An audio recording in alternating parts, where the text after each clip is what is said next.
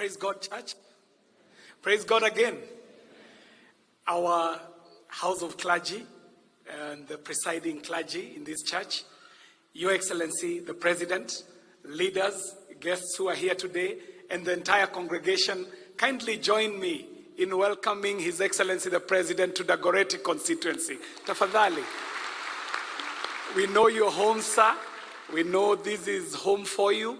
Not only are you among the founders of this church, Your Excellency, you've also been a very good friend of the larger Dagoretti area. We know your history in Dagoretti. You've lived here. You have communed with us over the years, so we welcome you home. To Reverend Munyambu, the message you delivered this morning was for this country.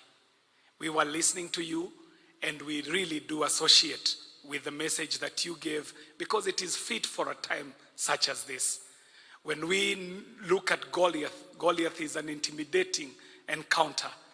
And when this country could not find anyone who could face against the perennial, traditional problems that have been facing this country, God lifted up a David in the name of William, and we were able to face up some of the challenges. We had been historically told that you can never go against tradition, against dynasties, against systems, and a David emerged. Now, it is only in victory that we discovered that the Goliath encounter is a recurring one. His Excellency the President goes into government and finds empty coffers in our treasury. New Goliaths emerge, and we have to find new ways of facing these new Goliaths. But vile Daudi alisema kwenye kitabu kitakatifu, hii mambo ni kujipanga, my friend. And I know a David who knows how to jipanga.